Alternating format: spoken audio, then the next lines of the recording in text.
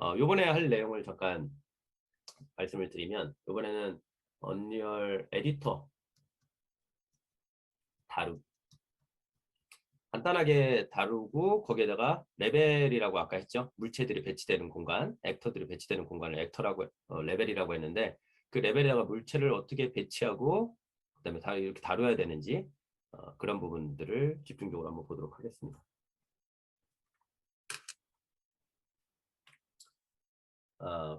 프로젝트를 하나 만들어 볼게요. 에픽 게임즈 런처를 실행을 하시고요.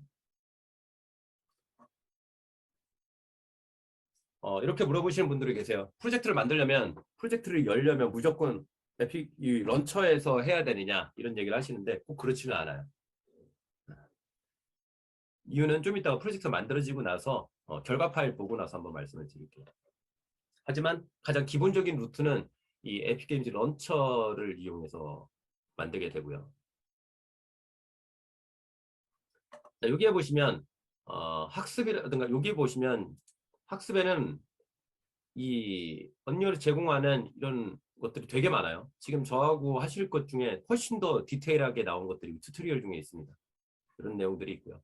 근데 튜토리얼만 보면 각각의 약간 매뉴얼식이에요.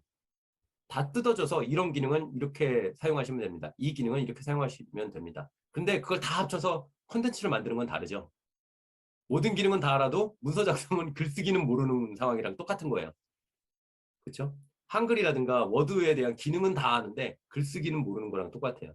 그래서 실제로 제가 여러분들한테 드리고 싶은 요번에 주제, 그 다음에 앞으로도 제가 말할 주제는, 그래서 이 기능을 가지고 콘텐츠를, 글쓰기를 어떻게 할 것인가에 대한 주제로 넘어가서 말씀을 드릴 거예요. 자, 그 다음에 마켓플레이스는 아까 말씀드렸던 것처럼 스토어고요. 여기에서 필요한 에셋들을 내려받아서 구매하거나 이렇게 해서 하실 수 있고, 그다음에 무료 에셋들이 꽤 많이 있어요. 에픽에서 제공하고 있는 것들도 많이 있어가지고 이런 것들을 이용해서 프로토타이핑 제작을 하시는데 되게 큰 도움이 되실 거예요. 그다음에 라이브러리에 보시면, 라이브러리에는 지금 현재 설치되어 있는 엔진 버전이 있고요. 더 추가적으로 돼 있거나 그러면 여기 엔진 버전 플러스 되는 곳에 또 표시가 떠요. 얘를 이용해서 설치하시면 되고, 만약에 지금 저하고 버전이 좀 다르셔도 상관없습니다. 그리고 언리얼 엔진 5가 나와 있는 상태예요. 지금 정식 버전 출시는 안 되는데 올 상반기에 출시될 예정이라고 저는 들었어요. 언리얼 엔진 5는 그 그래픽 퀄리티의 수준이 넘사벽이에요. 진짜 유니티가 따라갈 수 없는 부분을 만들어냈어요. 전 세계 어떤 엔진도 따라갈 수 없는 부분을 만들어내가지고 언리얼 엔진 5를 기대하는 사람들이 되게 많고요. 그 다음에 이쪽에서도 데모를 언리얼 엔진 5로 만들려는 것들도, 업체들도 요즘에 되게 많이 있습니다. 엔진 5가 나왔다고 버전업 됐다고 해서 사용 방법이 달라지거나 그런 건 아니에요. 살짝의 레이아웃은 조금씩 바뀔 수 있어도 거의 다 같다는 거 말씀드리고요. 아직까지 실무에서 사용하는 건 4점대 버전. 그리고 버전이 높다고 해서 좋은 게 아니라 이 버전의 뒷버전들이 계속해서 안정화된 버전들이 나오고 돼줘야 그 버전을 사용하는데 무리가 없으세요.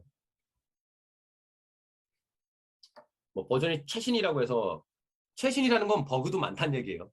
아시죠? 최신이라는 건 버그도 그만큼 많을 수 있다, 이 얘기예요. 네. 자, 이렇게 돼 있고요. 그 다음에 내 프로젝트라고 돼 있어서 여기에 보시면 프로젝트 목록들이 나오죠. 이렇게 나와서 그 프로젝트를 여기서 실행도 시킬 수가 있어요.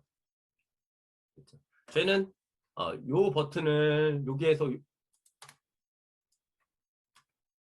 요 버튼을 누르거나 아니면 요 버튼을 눌러가지고 엔진을 한번 전체로 실행시켜 주도록 할게요.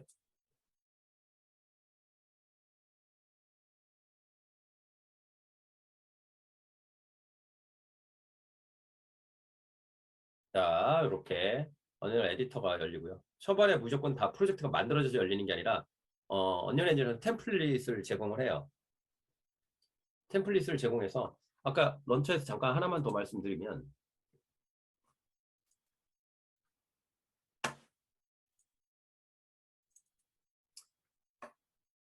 여기에 보시면 트윈 모션이라는 게 있죠.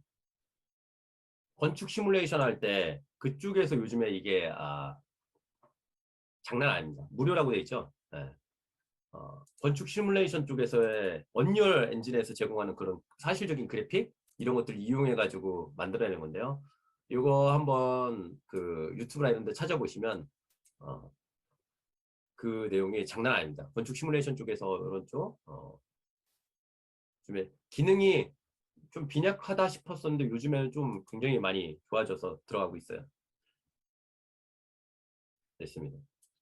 자, 여기 보시면 프로젝트를 만들 수 있는 템플릿을 제공하고요. 그리고 그 템플릿에 따라서 종류별로 이렇게 되어 있어요. 흔히 저희가 일반 메타버스 등 일반적인 콘텐츠 만들 때는 이 게임 쪽을 선택하시면 되고요. 게임 쪽을 선택하시고 그 다음에 넥스트 누르시고요. 이렇게 나오죠.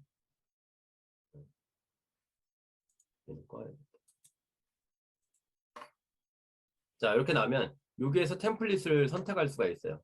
아무것도 없는 그냥 템플릿이 없는 형태의 빈 프로젝트를 만들 수도 있고요. 그 다음에 1인칭 모드, 그 다음에 3인칭 모드, 서드 퍼슨 이렇게 있어요. 보시면. 그 다음에 일반적인 뭐 비행 모드, 그 다음에 이런 것들 이용해 가지고 그 자율주행에서 요즘에 자율주행에서 학습 데이터를 찾기 위해서 그런 거 있잖아요. 실제 현실에서 자동차들이 움직이면서 그 데이터들을 가져다가 학습할 수도 있겠지만 그 되게 리스크가 크고 되게 손이 많이 가는 일이죠. 비용도 되게 많이 되고. 그래서 가상 공간에서 MS에서 에어심이라는 게 있어요. 뭐 제공 프로젝트 내놓은 게 있는데 에어심이라는 게 있어요. 얘 같은 경우는 가상 공간에서 계속해서 학습 데이터를 가져갈 수 있게 이렇게 만들어 놓은 게 있어요. 언리얼 버전으로 만들었다 유니티도 최근에 유니티 버전으로 나왔더라고요. 그래서 그런 그 물체들 디텍팅 해가지고 그것들 가지고서 계속해서 학습하는 이런 것까지 해가지고 MS에서는 그거 오픈해가지고 오픈소스로 해가지고 하고 있더라고요. 그래서 그런 것들 할 때도 도움이 되고요. 그 다음에 비크 이런 것들을 이용해서 자동차 시뮬레이션 같은 것도 만들 때도 이런 것들 많이 있습니다. 인공지능 쪽에서는 특히나 이런 가상 공간, 메타버스 공간 안에서의 데이터가 굉장히 중요하겠죠. 어떤 데이터를 얻을 때 그걸 현실에서 그 데이터를 얻으려면 되게 어려울 텐데 디지털 트윈 분야에서도 이런 쪽 가상 공간에서의 데이터들을 얻어내야 되는 것은 굉장히 좀 필수인 것 같아요. 로봇공학 쪽에서도 마찬가지입니다. 자, 그래서 저희는 일단 여기 서드 퍼슨 대응을 하고요. VR이든가 AR 쪽 하시려면 여기 관련된 내용들이 있어요. VR, AR 이렇게 얘네들이 있으니까 그거 하면 거기에서 관련된 내용들도 또 추가로 그냥 가져다가 쓸 수 있으니까. 자, 서드 퍼슨 선택하시고 넥스트. 자, 저희는 여기 프로젝트 세팅에 보면 얘를 블루프린트 형태로 만들 것인가 C++ 형태로 프로젝트를 제작할 것인가에 따라서 조금 달라요. C++로 하면은 프로젝트가 만들어지면서 동시에 비주얼 스튜디오가 함께 뜨게 되고요. 거기에서 작업할 수 있게. 작업 파이프라인이 조금 달라요. 비주얼 스튜디오 C++가 되면 비주얼 스튜디오에서 빌드하고 컴파일하는 게 이게 핵심이 돼요.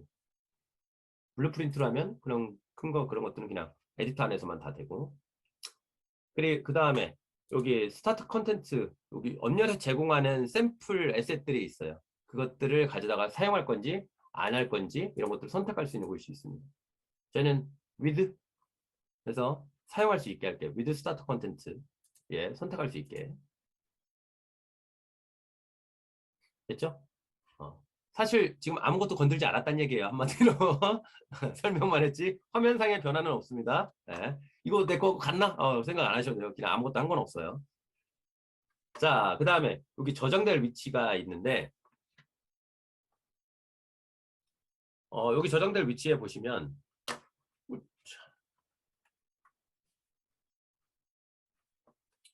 그냥 화면이 잘 보이시면 제가 여기 원격으로 하고 있어가지고 확대 축소가 잘 지금 제대로 안 되고 있는데 요 앞에 경로고요. 뒤에 프로젝트 이름이에요. 그럼 이 경로로 해가지고 만들어지는데 제가 여기에서 그냥 뭐 프로젝트 만들면 되지 할 텐데 요거 하나 보여드리려고 해요. 여기에 보면 얘가 C 드라이브에 돼 있어요.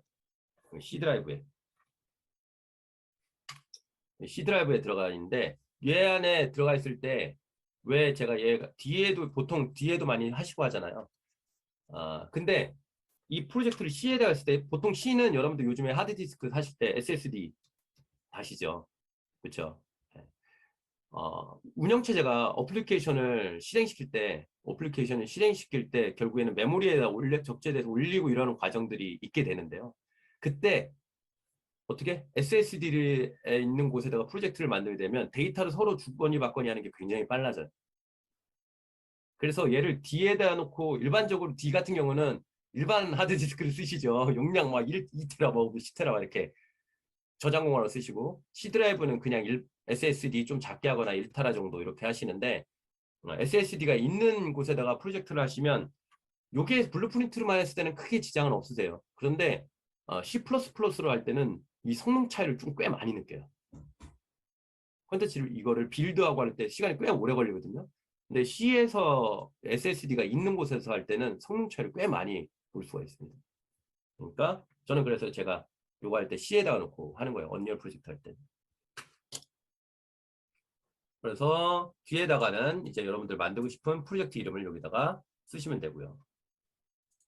여기다가는 저희는 뭐라 할까요? my TPS 프로젝트라고 할까요? 이렇게.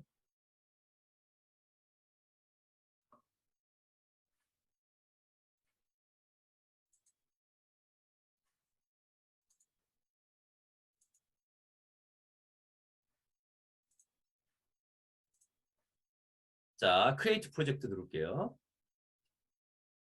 화면이 확대 잘 되네. 그럼 이렇게 프로젝트가 만들어지게 될 겁니다.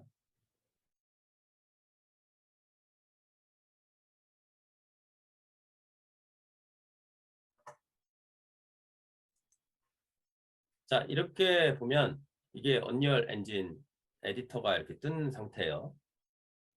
그렇죠? 이렇게 에디터가 떴어요. 자, 왼쪽에는 이렇게 플레이스 액터라고 되어 있는 애가 있고, 요 가운데 여기가 우리가 레벨이라고 했던 액터들이 배치되는 공간이 있죠. 그 공간이고요. 그 다음에 여기 컨텐츠 브라우저라고 되어 있는 여기가 프로젝트들의 에셋들을, 목록들이 들어가는 곳이에요. 뭐 파일들 있죠. 리소스들, 각종 리소스들이 배치되는 공간이 바로 요 공간이에요. 컨텐츠 브라우저라고 이 탭에 이렇게 써 있는데, 컨텐츠 브라우저 여기가 어떻게 에셋들이, 파일들이, 리소스들이 배치 여기 있는 공간, 그게 이거예요. 그러니까 탐색기 열었을 때 나오는 파일들이 있는 목록이 바로 여기라고 보시면 돼요. 그 다음에 혹시 여기 유니티를 사용해 보시는 분들이 있으실지 모르겠어요. 있다면 여기에 보시면 월드 아웃라이너라고 있거든요. 월드 아웃라이너라고 있는데 얘가 이 공간 안에 액터들이 배치가 된다고 그랬죠. 액터들을 수많은 액터들이 있는데 요 뒤에 만약에 여기에 만약에 뭐 우산이 하나 이렇게 있다고 칠게요. 우산이 이렇게 있어요. 우산을 선택하고 싶은데 얘가 저 뒤에 이 물체에 가려져 있어. 그러면 우리가 이 물체를 선택할 때 어떻게 해야 될까요? 굳이 저 뒤로 가가지고 이거 선택해야 되고 아니면 얘네들 다 이렇게 끄집어내서 선택해야 되고 그래야 되겠죠. 그렇죠? 불편해요. 그러면 이 굉장히 많은 액터들이 있을 때 그 액터들이 어떤 목록화돼서 관리가 됐으면 좋겠어요. 그러면 우산 하면 여기에서 우산 찾아가지고 우산에 있는 그 손잡이만 딱 선택하고 싶으면 우산의 손잡이 이렇게 선택하고 싶겠죠. 그래서 이런 액터들의 모든 물체들의 목록을 나타나게 해주는 공간이 월드 아웃라이너. 그렇죠? 가상 공간에 배치되어 있는 모든 물체들의 목록, 리스트들이 나타나게 하는 공간이 월드 아웃라이너. 그 다음에 아무거나 하나 이렇게 선택을 해볼까요? 선택을 해보면 디테일 패널이 나오거든요. 디테일 패널에 이런 속성들이 쭈루룩 나오게 될 거예요. 그리고 여기 보시면 컴포넌트 해가지고 여기에 저는 이런 것들 스태틱 메쉬 컴포넌트 막 이런 것들이 보이게 되는 거예요. 바로 얘 액터를 하나 선택한 거고요. 액터들이 무엇의 조합으로 만들어져 있다고 그랬죠? 컴포넌트, 레고 블록. 그 레고 블록의 속성들이 디테일 창에 나오게 되어 있어요. 그죠? 구조가 어떻게 된다고요? 액터가 있고요. 이 액터는 무엇으로 이루어져 있다고요? 컴포넌트들로 이루어져 있어요. 그래서 이 디테일 창에는 지금 현재 어떻게 이 액터 갖고 있는 컴포넌트들의 모든 속성들이 여기 다 보이게 되는 거예요. 모두 보이게 되고요. 그 중에서 컴포넌트 것만 보고 싶다. 내가 갖고 있는 얘는 지금 스태틱 메시 컴포넌트 하나 갖고 있는데 이것만 보고 싶다. 그러면 얘를 이렇게 선택하면 얘를 선택하면 얘에 관련된 속성이 이렇게 쭈루룩 표시가 되죠. 이 컴포넌트에 관련된 속성이. 그죠? 이렇게. 그래서 여기에서는 디테일 창에서는 이 액터가 어떠한 컴포넌트들로 이루어져 있는지하고 그 다음에 그 컴포넌트들의 속성을 편집할 수 있는 곳이 어디요? 디테일 창이라는 얘기예요. 됐죠? 네. 자, 여기 플레이스 액터라고 되어 있는 이 부분은 잠깐 여기는 도구 모음이에요. 아, 여기다가 배치될 수 있는 어떤 액터들이 있는데요. 언리얼에서 제공해주는 기본 액터들이 있어요. 여기 보시면 큐브도 있고 뭐 스피어도 있고 여러 가지 물체들이 있는데 이 물체들이 여기에 이렇게 배치해가지고 배치될 수 있게 하는 게 플레이스 액터라는 도구 모음이에요. 한마디로 그런 액터 도구 모음. 그래서 플레이스 액터라고 이름이 되어 있는 거예요. 액터 도구 모음이라고 보시면 되고요. 여기는 액터들이 배치되는 공간 레벨. 여기는 액터들의 목록이 나오는 월드 아웃라이너. 그 다음에 그 액터의 세부 속성은 여기 디테일 창에서 보고요. 그 다음에 이 프로젝트를 이루고 있는 모든 리소스들, 걔네들을 우리는 에셋이라고 얘기를 하고요. 그 에셋들의 모음을 볼 수 있는 관리하는 것을 에셋들을 관리하는 창이 이 컨텐트 브라우저라고 합니다. 전체 크게 보면 하나, 둘, 셋, 넷, 5개의 창이 기본 창으로 이루어져 있어요. 일단 했고요. 위쪽에 보면 여기에 도구 모음이 이렇게 있습니다. 많이 쓰는 도구들이 이렇게 되어 있고요. 여기서 제일 많이 쓰게 되는 건 결국에는 이거예요. 플레이. 플레이 버튼 많이 쓰게 되고요. 그 다음에 나중에 아트 내용으로 좀 들어가게 됐을 때는 화면에 라이트라든가 이런 것들을 작업하는 게 있어요. 그것들이 적용되게 해주는 빌드. 우리는 이 빌드가 그런 빌드 아니에요. 컴파일하고 뭐 이렇게 해서 그런 빌드가 아니라 컴파일은 따로 있어요. 얘는 그냥 라이트에 대한 것들을 화면에 적용시키겠다 하는 그런 빌드가 되고요. 그 다음에 화면을 저장하는 거, 단축키로 이렇게 이런 것들이 있습니다. 나중에 프로젝트 세팅할 때 사용하게 되는 거, 세팅 메뉴. 이 정도가 제일 많이 쓰게 돼요. 요거, 그 다음에 요거. 뭐 이 정도 2개가 제일 많이 쓰게 된다고 보시면 되겠습니다.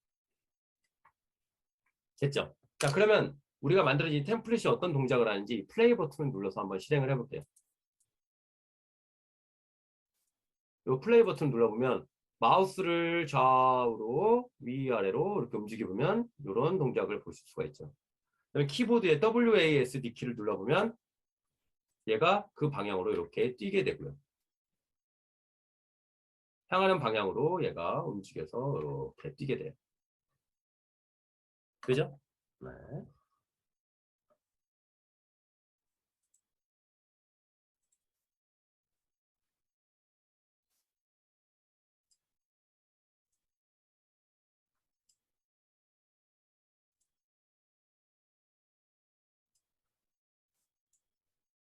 자,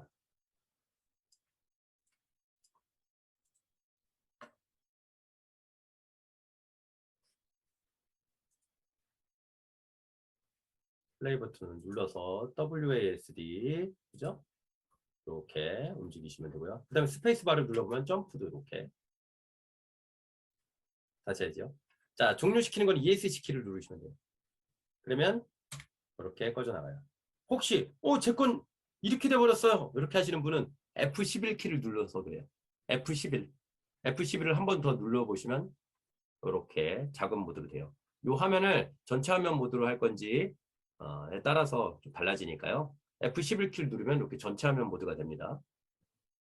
F11이에요. 이렇게 다시 한번 누르면 원래대로 돌아오고. 자, 여기까지가 기본적으로 하게 된 거예요. 됐죠? 네. 자, 이게 기본 템플릿이고, 그럼 여기 화면을 어떻게 하면 제어할 수 있는지, 제어할 수 있는 방법에 대해서 한번 알아볼게요. 이 가상 공간을 만들기를 하기 위해서는, 자, 화면 보이시죠? 자, 여기에서 마우스 오른쪽 버튼을 클릭해 주시는 거예요. 제일 많이 쓰는 거예요. 마우스 오른쪽 버튼을 클릭하고, 그 다음에 WASD. 마우스 오른쪽 버튼을 꾹 누르고 계시는 거예요. 그 다음에 W 누르면 앞으로 가고요. S 누르면 D, A 누르면 왼쪽, D 누르면 오른쪽. 그래서 WASD, 그 다음에 마우스를 움직여 보시면 화면이 이렇게 회전이 되죠? 그죠? 마우스 우클릭을 한 상태로, 그 다음에 이렇게 해서 움직이면서 화면을 제어하시는 거예요. 그 다음에 마우스 우클릭을 계속 한 상태로 마우스 스크롤을 조금씩 돌려보시면 얘가 움직이는 속도를 이렇게 제어하실 수가 있어요. 마우스 스크롤을 앞으로 돌리면은 빠르게 움직이고 뒤로 돌리면은 천천히 움직이고. 그렇죠? 마우스 우클릭을 하신 상태예요, 계속. 자, 마우스가 이렇게 있다고 칠게요. 이렇게. 여기 휠 버튼이 이렇게 있고 됐어요. 그러면 오른쪽 버튼을 여러분은 계속해서 이렇게 클릭을 해주신 상태로 이 상태에서 키보드는 어떻게? W, A, S, D. 그렇죠? 이 상태로 지금 하고 있는 거예요. 얘는 계속 이렇게 누르고 계셔야 돼요. 그다음에 이 휠 버튼 있죠? 이 휠을 누른 상태에서 휠을 앞으로 돌돌돌돌 굴리면 어떻게 속도가 빨라지고 뒤로 하면은 속도가 느려지고.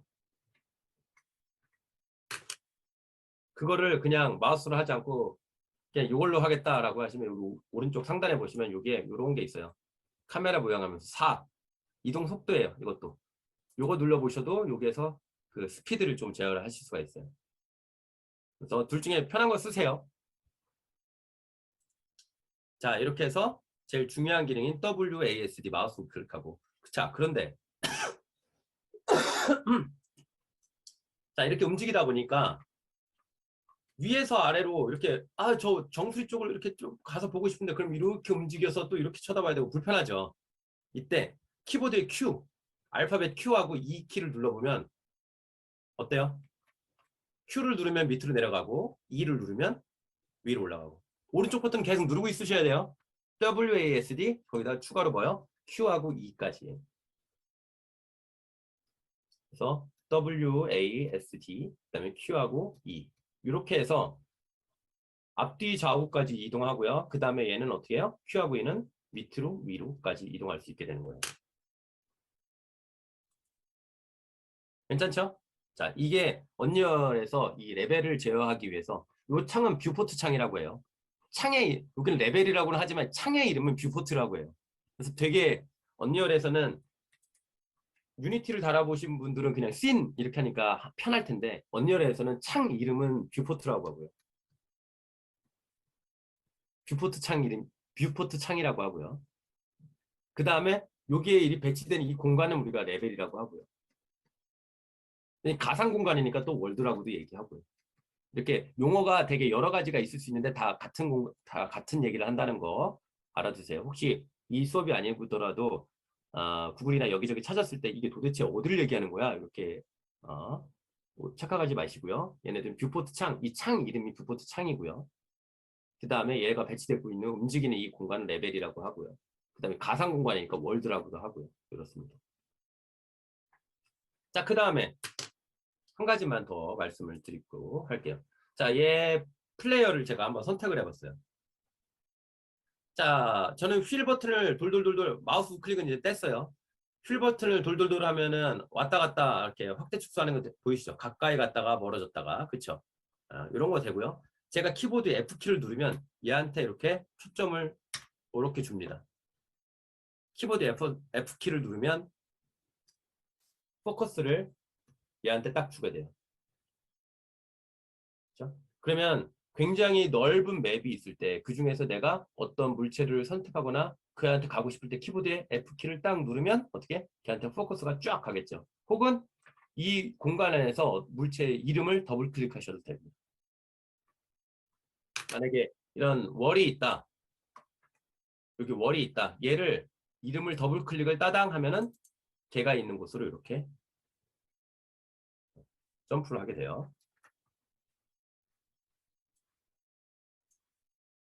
됐죠? 자, 뭐 플레이어가 있다. 그럼 여기 되게 많잖아요. 이렇게 좀 밑에 쪽에 되니까 서드 퍼슨 캐릭터 이렇게 돼 있네. 얘를 더블 클릭하면 따당 하면 이렇게 들어간다. 두 가지 모드를 다 알아두셔야 물체를 찾거나 할 때 도움이 되실 거예요. 자, 됐습니다. 이렇게 포커스가 이 녀석한테 이렇게 포커스가 갔잖아요. 그렇죠?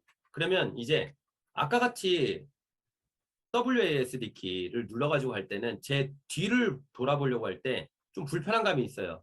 그런데 얘를 만약에 기준으로 한다고 치면은 키보드의 Alt 키, 왼쪽 Alt 키를 누르시고요. 키보드의 왼쪽 Alt 키를 누르시는 거예요. Alt 키. 그 다음에 마우스 왼쪽 버튼으로 하시는 건데 얘를 선택한 상태에서 물체를 선택한 상태에서 키보드에 Alt키 누르고 마우스 왼쪽 버튼으로 돌돌돌돌 돌려보면 이렇게 물체를 기준으로 이렇게 회전할 수가 있어요. 어떻게 한다고요? 얘를 이렇게 물체를 기준으로 제가 이렇게 회전할 수가 있습니다. 아까 WASD 키를 눌러서 이렇게 보려고 하면 좀 번거롭죠. 근데 Alt키 누르고 이렇게 하면 됩니다. 기본적으로 뭐 마야라든가 3D Max 이런 것들을 혹시 달아보신 분들은 유니티나 이런 거 달아보신 분들은 같은 기능이니까 보시면 돼요.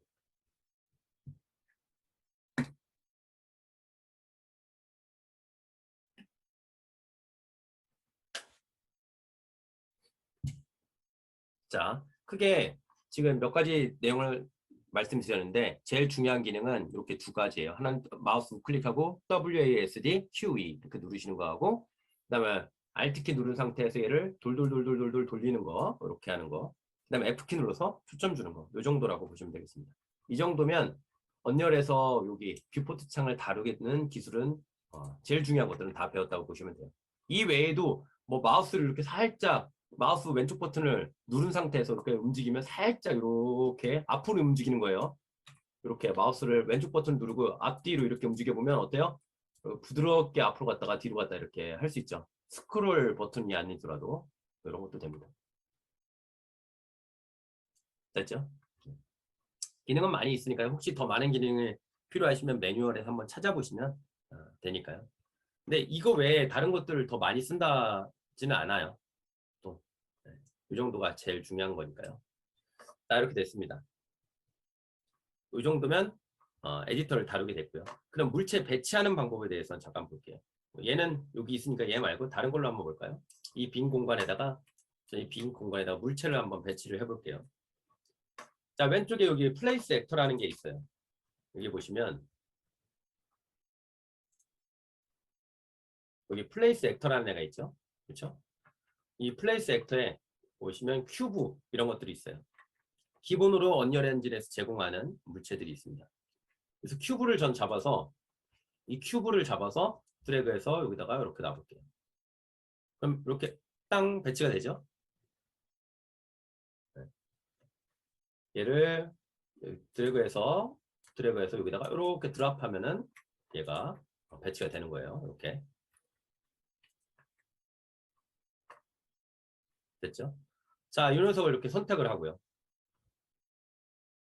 선택을 해보면 이 물체한테 나와 있는 이런 화살표라든가 이런 것들이 나오게 될 거예요. 얘를 뭐라고 하냐면요. 기즈모라고요. 기즈모라고 합니다.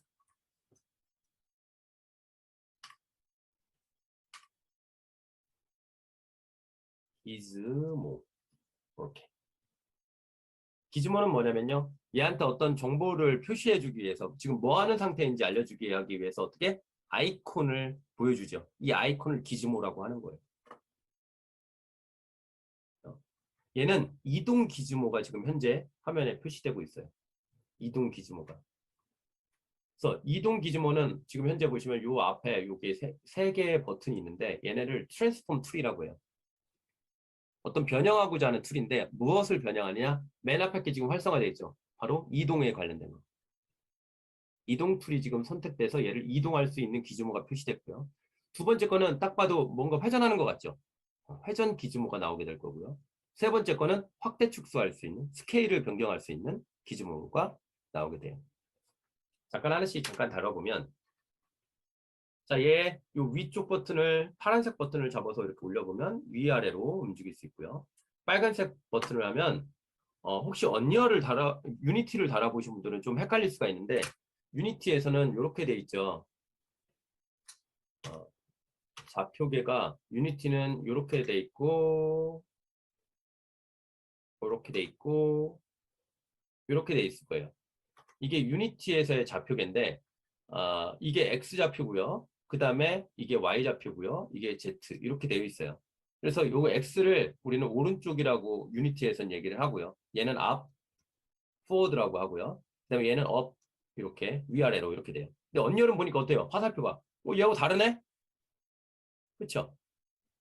언리얼은 이게 좀 달라요. 어떻게 되느냐? 언리얼은 지금 빨간색이 이렇게 돼 있고요.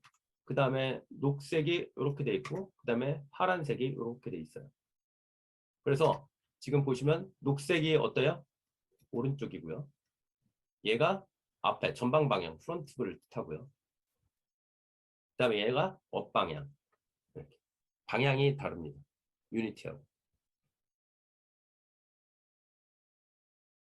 그렇죠? 네, 방향이 달라요. 그래서 오른쪽으로 해주세요. 그러면 어떻게? 이 초록색 화살표를 가지고 녹색 화살표를 잡고서 왔다 갔다 하셔야지 오른쪽이에요. 앞으로 가게 해주세요. 그러면 빨간색 화살표. 그다음 위로 가게 해주세요. 그럼 파란색 화살표. 근데 좌표계는 똑같아요. 얘가 X고요. 얘가 Y고요. 얘가 Z예요. 그래서 앞으로 가려면 유니티에서는 Z 방향으로 갔어야 됐다면 언열에서는 앞으로 가주세요. 그럼 어떻게? 빨간색 화살표 X 방향으로 X축 방향으로 이동을 하셔야지 앞으로 가는 거예요. 오른쪽은 Y축 방향, 위는 Z 방향 이렇게 됩니다. 자, 그래서 위아래로는 이 Z 방향으로 잡아서 이렇게 위아래로 이렇게 이동할 수가 있고요. 그 다음에 앞으로 뒤로 하려면 빨간색을 잡아서 이렇게 이동하실 수가 있고 좌우로는 어떻게 녹색 화살표를 잡아서 이동하시면 돼요. 됐죠? 이렇게 됐습니다.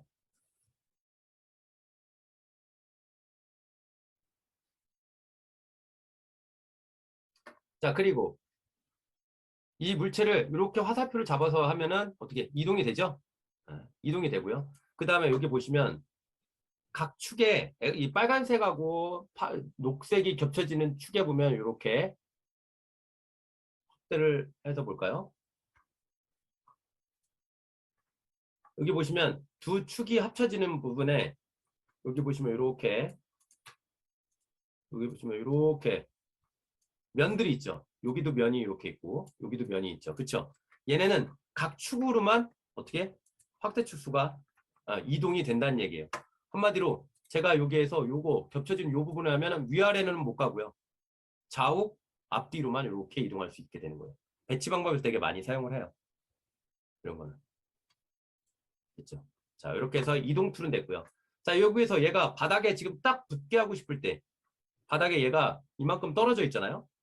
지금 여기 보면 바닥에 얘가 여기에서 이만큼 이렇게 떨어져 있는데 서로가 이렇게 떨어져 있는데 이걸 바닥에다 딱 붙게 하고 싶다라고 하시면 되게 재밌는 버튼이 있어요. 키보드 엔드 키죠. END. 엔드 키를 눌러보시면 바닥에 착 하고 붙어요.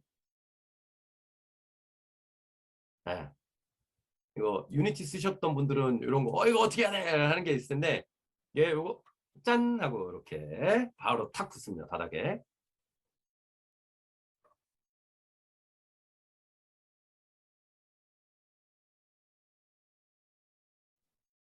그죠? 그 다음에 여기 이 얘를 붙이기 위해서 언열에서는 여기 보시면 이동에 관련된 뭐 스냅핑 툴이 여기 있어요. 얘는 언리얼은 기본적으로 센티미터 단위로 이동하게 돼 있어요. 센티미터.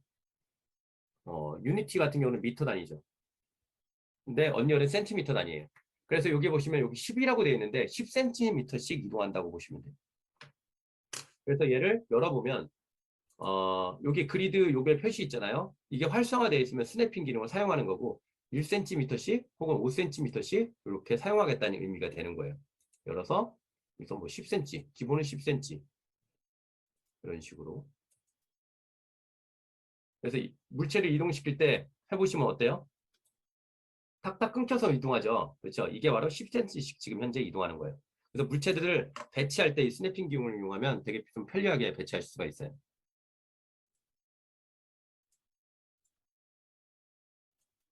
됐죠?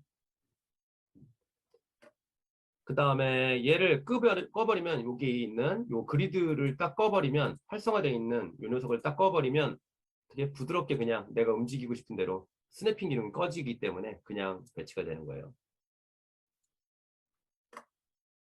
그다음에 옆에 있는 거 요거를 이제 회전 툴을 기즈모를 한번 활성시켜 볼게요. 여기 보시면 여기 회전 기즈모가 있죠. 요 녀석을 지금 클릭했어요. 그러면 어때요? 물체 이렇게 나오죠. 회전 기즈모가 되고요. 각 축으로 이렇게 딴딴딴 딴딴딴 이렇게 해서 회전시키는 거예요. 얘도 기본 스냅핑 기능이 있기 때문에 지금 현재 10도씩 이렇게 회전하게 되어 있죠. 이렇게 회전시킬 수가 있어요. 각 축으로. 이렇게.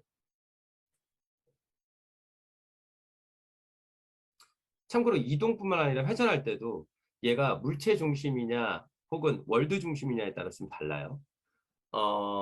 참고로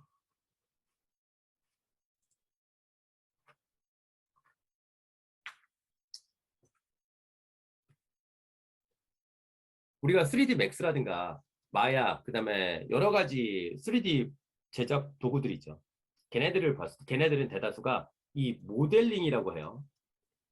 모델을 만드는 거예요. 바로 얘네 좌표계를 찾으면 자기 자신의 좌표계에서 만들어요. 그래서 어떤 물체가 이렇게 있다. 그러면 세상의 중심은 누구예요? 어, 내가 되는 거예요. 이렇게. 내 자신의 좌표계가 되는 거예요. 이게 일반적인 3D 맥스나 마야 이런 애들이 만드는 게 바로 이래요. 캐드도 다 이런 식이죠. 물체 자체를 중심으로 다 만드는 거예요. 그런데 지금 우리가 사용하고 있는 이 언리얼 같은 경우에는 어때요? 레벨에다가 우리 또 레벨을 뭐라고 한다고 했죠? 월드라고 한다고 했죠. 그렇죠? 얘네는 이렇게 자기 자신한테 맞춰져 있는 이 녀석을 어떻게 우리 모두가 알고 있는 이런 월드 공간으로 갖고 와서 배치가 되게 되는 거예요. 그래서 얘네는 자기 자신의 좌표, 로컬 좌표라고 하고요. 얘는 월드 좌표라고 하고, 흔히 얘는 혹은 모델 좌표 이런 식으로 얘기를 합니다. 그래서 지금 얘를 기준으로 해서 우리가 배치하거나 회전시킬 때가 있고요. 얘를 기준으로 해서 배치하거나 회전시킬 때가 있어요. 만약에 지금 같은 경우에 물체가 이렇게 있는데 얘가 지금 이렇게 향하고 있을 때 얘한테 지금 화살표가 이렇게 돼 있죠. 근데 이 상태에서가 아니라 얘는 지금 실제로는 이 화살표가 이렇게 들어가 있어요. 지금 이렇게 돼 있어야 되죠. 얘가 지금 이렇게 향하고 있잖아요. 그쵸? 이렇게 향하고 있는데 화살표 보니까 화살표는 그대로야. 이거는 바로 왜냐면 얘는 지금 현재 월드 공간에서의 표현이기 때문에 여러분들이 어느 공간에 계시든 여러분들의 위는 어디예요? 위잖아. 그냥 이렇게 돼 있잖아요. 그쵸? 근데 여러분들이 얘처럼 이렇게 기울어져서 이렇게 있어요. 그러면 나한테서의 위는 여기지만 세상은 위는 여기지. 그쵸? 이게 월드를 뜻하는 거예요. 여기 보시면 여기에 지구본이 표시되어 있는 걸 보실 수 있을 거예요. 그쵸? 저 지구본이 바로 뭐냐? 월드 좌표를 뜻하는 거예요, 이게. 월드 좌표를 지금 현재 얘가 나타나서 해주는 거예요. 그래서 월드 좌표로 된 거예요. 얘를 클릭해 보시면 얘가 큐브 모양으로 바뀌어요. 얘를 한번 이렇게 클릭해 보시면 큐브 모양으로 바뀌고 어때요? 기준모도 이 물체가 지금 현재 향하는 방향으로 바뀌어 있죠. 네. 그래서 이거에 따라서 여러분들이 배치할 때 방법들이 이렇게 배치할 거냐 아니면 월드 공간에서 그냥 위로 배치할 거냐 방법들이 조금씩 달라지는 거예요. 편의성을 위해서 이 기능 정도는 알아두세요. 배치 방법은 이 정도가 됩니다. 됐죠? 회전도 마찬가지로 그래서 이렇게 회전할 거냐 월드 공간으로 회전할 거냐에 따라서 조금씩 방법이 바뀌는 거니까 기준이 달라지니까 그 기준 때문에 한번 말씀드린 거예요. 그 다음에 스케일 버튼은 어떻게 그 공간에서 얘를 이렇게 확대 축소하고 이렇게 된다는 이거예요. 정 가운데를 기준으로 정 가운데를 잡아보시면 얘를 앞으로 밀고 당기거나 하면은 다 같이 늘어났다가 줄어들었다가 이런 걸 할 수 있어요. 이렇게 그죠? 됐습니다. 그러면 이게 여기까지가 언어를 이용해서 이 레벨 뷰포트 창에서 물체를 배치하고 그 다음에 이렇게 바꿔보는 과정이었어요. 무언가를 물체를 배치한다는 과정은 바로 이 트랜스폼에는 정보가 어떻게 이동, 회전, 그 다음에 확대, 축소할 수 있는 크기 변환할 수 있는 이 세 가지 정보를 트랜스폼이라고 해요. 그래서 우측에 여기에 보시면 디테일 창에 보시면 여기에 보시면 트랜스폼이라는 정보가 있고 트랜스폼 정보에 보시면 로테이션, 그다음에 로테이션, 그다음에 스케일 이렇게 해서 로테이션하고 로테이션 스케일 이 세 가지 정보가 얘한테 이렇게 나와 있을 거예요. 그렇죠? 무언가 여기에 물체가 배치된다는 건 이 트랜스폼 정보를 우리가 변경하는 거다. 그리고 가상 공간에서 메타버스 공간에서 어떤 물체 결국에는 물체들이 어디에 변형이 된다는 건 어디에 배치가 된다는 건 바로 저 트랜스폼을 바꾸는 게 대다수의 작업일 것이다. 이해하셨나요? 네. 그래서 여러분들 콘텐츠를 개발하고 나중에 스크립트나 좀 블루프린트를 이용해서 어떤 제어를 해서 내가 캐릭터를 이동하고 할 때는 결과적으로 걔네가 하고자 하는 건 이 트랜스폼 정보를 바꾸고자 하는 것이다. 네, 됐습니다. 여기까지 하고요. 15분까지 쉬셨다가 또 추가적으로 가도록 하겠습니다. 네, 질문이 잠깐 들어왔는데, 네. 3D 맥스나 마야는 크게 사용할 일이 없는 줄 아니요 전혀 다른 거예요. 그런 거 있죠. 여러분들이 유튜브로 갖고 있다고 여러분들이 유튜브 음악을 만들 수 있는 건 아니죠. 네, 그거랑 같아요. 얘는 그렇게 만들어진 것들, 리소스들을 가져다가 이런 공간을 꾸미고 인터랙션을 주고하고 상호작용할 수 있게 이런 것들을 만드는 애지 이런 것들을 제작하고 외부 모델이나 이런 것들은 어떻게 얘가 만드는 게 아니라 외부에서 3D 맥스나 마야 그런 데서 만들어서 갖고 오는 거예요. 음원 파일도 다 마찬가지입니다. 네, 그렇습니다. 일단 이렇게 레벨 디자인에 관련된 것들을 이렇게 얘기를 해봤고요. 이걸 이렇게 물체를 배치하고 이런 관계, 이런 단계들을 우리가 뭐라고 하냐면요. 레벨 디자인 한다고 해요. 이거를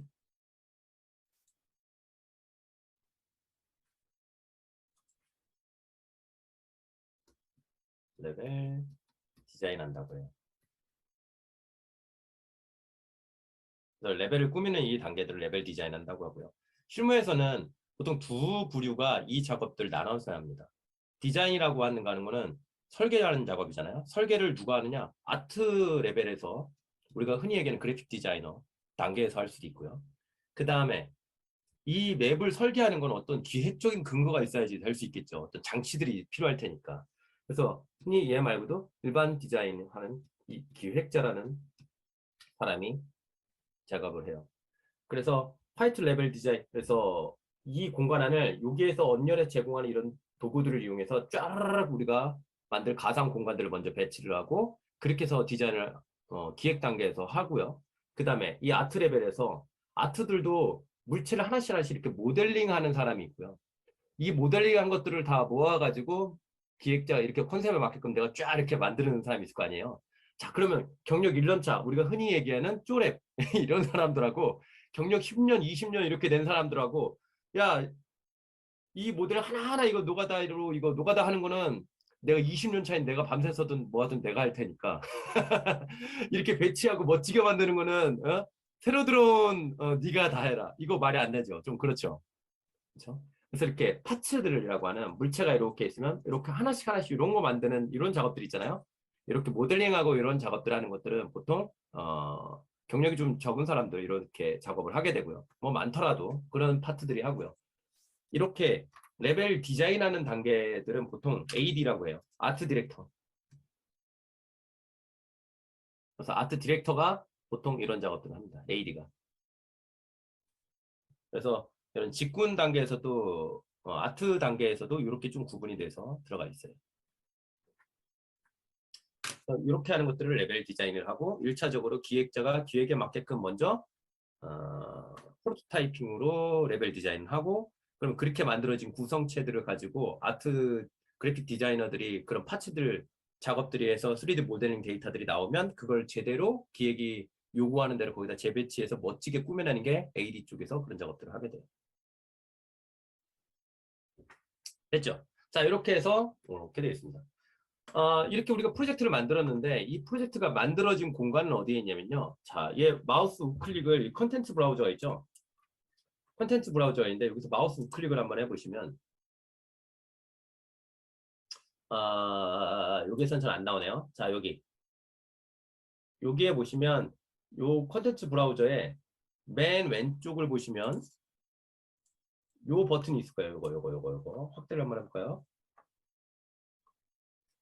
이거 확대가 안 되네. 자, 요 부분 보면은 요 부분이 뭐냐면 이 콘텐츠 브라우저를 필터링 할 수 있는 게 있어요. 얘를 이렇게 클릭해 보시면 여기에 소스 패널이라는 게 이렇게 나타나고요.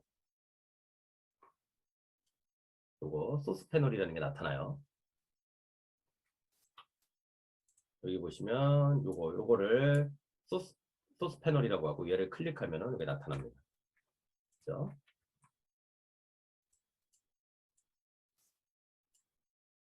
됐습니다. 자, 여기 작업에서 여기 보시면 여기에서 마우스 우클릭을 이런 데를 해보시면 여기에서 컨텐츠 폴더라는 게 있고 그 밑에 지오메트리, 매니퀸 여기 그다음에 스타트 컨텐츠, 서드 퍼슨 이런 것들이 쭈르륵 나와 있을 거예요. 여기서 마우스 우클릭을 해보시면 여기 쇼인 익스플로어라고 나오는 게 되는 거를 볼 수가 있어요. show in explorer. 보이죠? 다시 여기서 마우스 클릭하면 예, 보시면 show in explorer. 얘를 이렇게 클릭해 보세요. 그러면 이렇게 탐색기 창이 뜨게 될 거예요. 그죠? 이 탐색기 창이 뜨게 되는데 바로 여기 My TPS 프로젝트라고 되어 있는 이 부분 보시면 My TPS 프로젝트라고 이렇게 되어 있고 그 밑에 컨텐트 폴더 이렇게 되어 있죠. 그죠? 자, 얘가 바로 이 프로젝트는 어때요? 그럼 레벨들을 다 이런 것들 모여가지고 프로젝트가 된다고 했죠. 그리고 이 컨텐트 브라우저는 어떻게? 이 프로젝트에서 사용하는 모든 리소스들 이것들을 에셋이라고 한다고 해요. 했죠. 그런 에셋들의 관리하는 곳이라고 했어요. 그곳이 바로 이 콘텐츠 폴더가 바로 이 부분이에요. 탐색기에서. 이 구조 여기 똑같이 다 들어가 있는 거예요. 여기에 지금 여기 보시면 지오메트리 폴더 있고요. 마네킹 폴더 있고 스타트 콘텐트 폴더 있고 이런 것들이 다 이렇게 들어가 있어요. 그렇죠. 네. 자, 한 칸 위로 올라가 볼까요? 마이 프로젝트 탑으로 이렇게 올라가 볼게요. 자, 여기 올라가서 이렇게 보시면 여기에 컨피그 폴더가 있고 컨텐트 폴더가 있고 그쵸? 이런 폴더들이 이렇게 표시가 되는 것들을 볼 수가 있어요. 이렇게.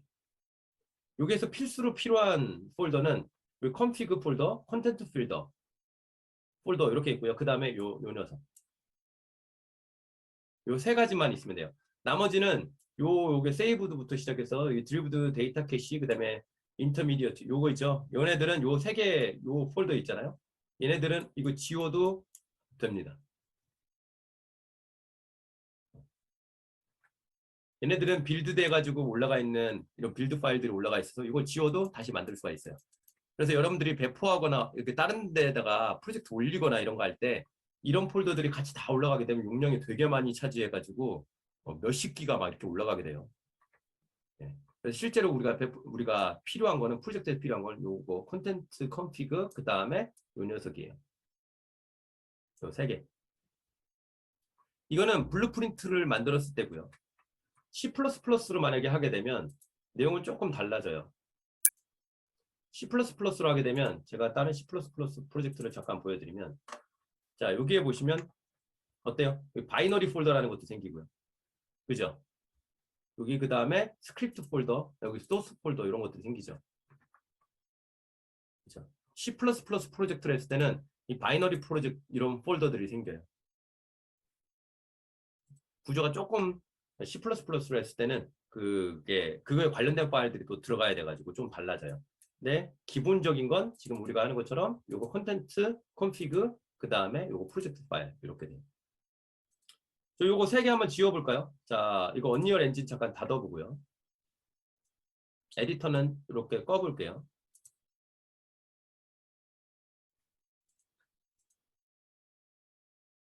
여기 드리브 데이터 캐시하고 세이브드까지 이렇게 세 개를 선택해가지고 저는 이렇게 세 개 선택해가지고 요 녀석을 지워볼게요. 여기서부터 여기까지.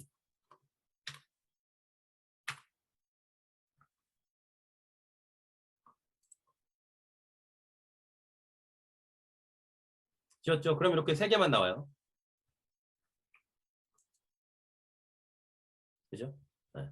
그러면 이때 그 언리얼 프로젝트를 실행할 때 제가 아까도 말씀드렸지만 에픽게임즈 런처에서 실행해도 되는 방법이 있고 다른 방법이 있다고 했는데 얘를 그냥 더블 클릭하면 실행이 돼요.